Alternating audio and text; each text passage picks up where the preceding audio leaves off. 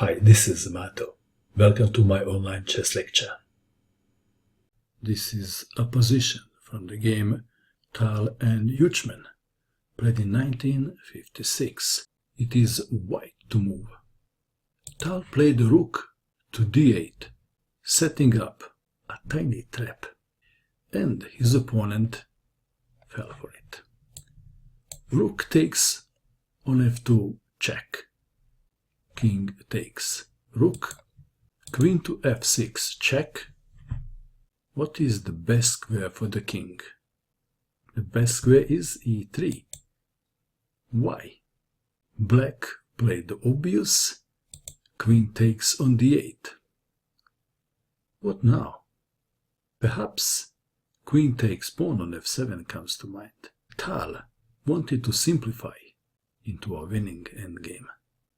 Queen to d3, check. Forcing black to exchange queens. Queen takes on d3, king takes on d3. This is the position that Tal saw in his mind's eye few moves earlier, and he concluded this position is winning for white. Let's see if this is true. Black played the obvious, king to g6. How would you continue now? Tal played king to e4, king to f6, preventing king to e5.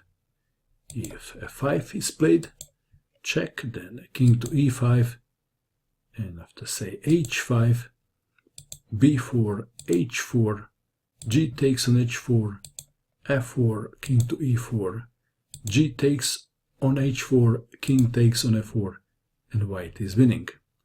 Back to our game. So after king to e4, king to f6, but now g4, preventing h5, king to e6, b4, h5, g takes on h5, f5, check, king to d4, king to f6, a4, g4, white played a move and black resigned, and the move is b5. Black resigned. One line goes like this.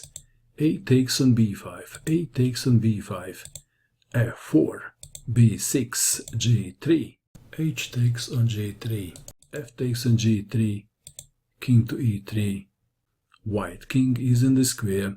After king to g5, king to f3, king to h4, how would you continue?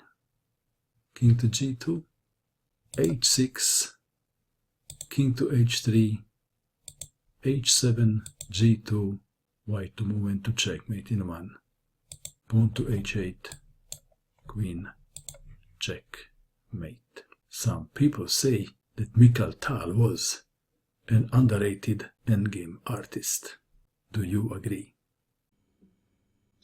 And that is all. I hope that you enjoyed watching this video. I wish you good luck with your chess, and bye for now.